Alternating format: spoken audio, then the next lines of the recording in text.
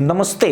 मैं हूं सुरेश कुमार इकलवे और आप देख रहे हैं हिंदुस्तान न्यूज एंड टिप्स। कंगाली में आटा गीला, चूल्हे पर बिलखता खाली पतीला, यह बात पाकिस्तान के लिए सच साबित हो गई है। पाकिस्तान की माली हालत किसी से छुपी नहीं है।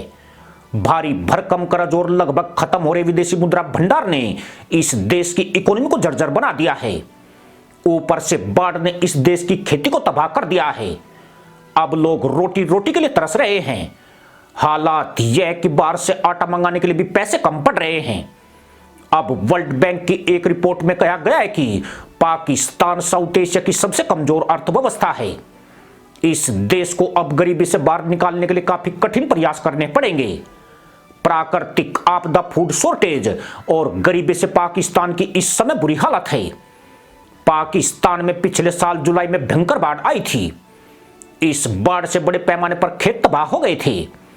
वहीं इस देश का विदेशी मुद्रा भंडार 4 अरब 40 करोड़ डॉलर के नए निचले स्तर पर आ गया है। यह सिर्फ 3 हफ्ते के आयात के लायक पैसा है। पाकिस्तान को इस मुसीबत से तत्काल राहत के लिए कम से कम 33 अरब डॉलर की जरूरत है। खास बात यह कि अब पाकिस्तान धूर्त मुल्ला पॉलिसी के इस्तेमाल पर उतर आया है और अब भीख हासिल करने के लिए एक नया पैंतरा चल रहा है। दुनिया के कुछ देश अब पाकिस्तान की मदद करने को आगे आए हैं।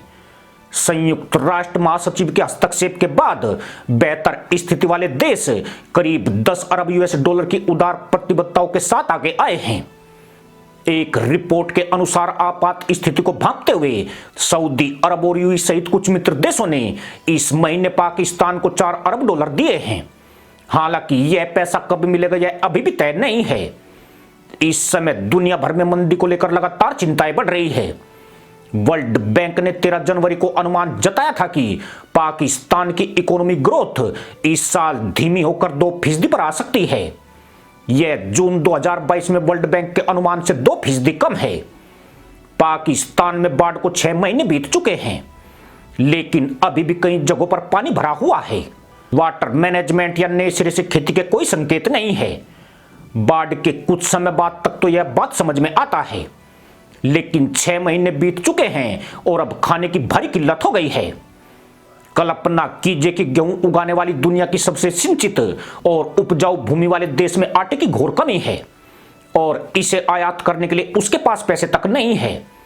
मार्केट रिपोर्ट कहती है कि 20 किलो आटे का 1200 पाकिस्तानी रुपए का बैग अब 3000 पाकिस्तानी रुपए तक पहुंच गया है।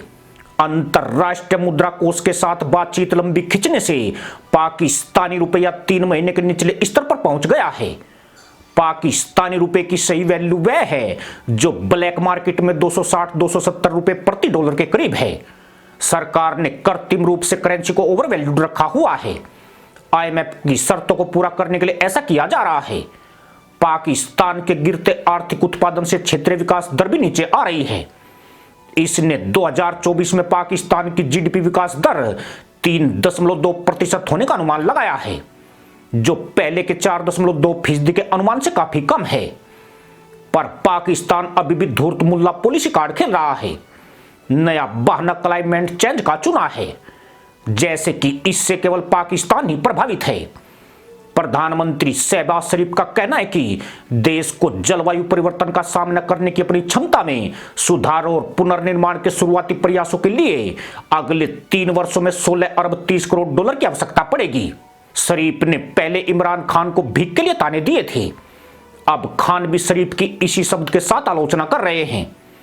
कुल मिलाकर बात यह कि पाकिस्तान की भीख मांगने की प्रवृत्ति जारी है। चाहे पाकिस्तान में किसी का भी शासन रहा हो, लेकिन यहां के नेता भीख मांगने से कभी गुरेज नहीं करते हैं और इसी के भरोसे मदरसा मुल्क चलता रहा है। लेकिन देश गिलगिट बाल्टिस्तान में हिमालय को चीन पाकिस्तान आर्थिक गलियारे से हुए नुकसान को स्वीकार करने में विफल रहा है और अभी भी सीपीसी की आलोचना करने से परहेज कर रहा है। सपोर्ट प्राइस की घोषणा में देरी के कारण किसान गेहूं के रकबे को बढ़ाने के लिए अनिच्छुक है। वे उर्वरक की घोर कमी और कमजोर फसल संभावना के कारण कृषि आपातकाल की मांग कर रहे हैं। पाकिस्तान किसान इत्तेहाद के अध्यक्ष खालिद महमूद खोकर ने कहा है कि घरेलू गेहूं उत्पादन को बढ़ावा देने की बजाय सरकार अन्य देशों के किसानों से उच्च कीमतों पर कमोडिटी खरीदकर उनका समर्थन कर रही है।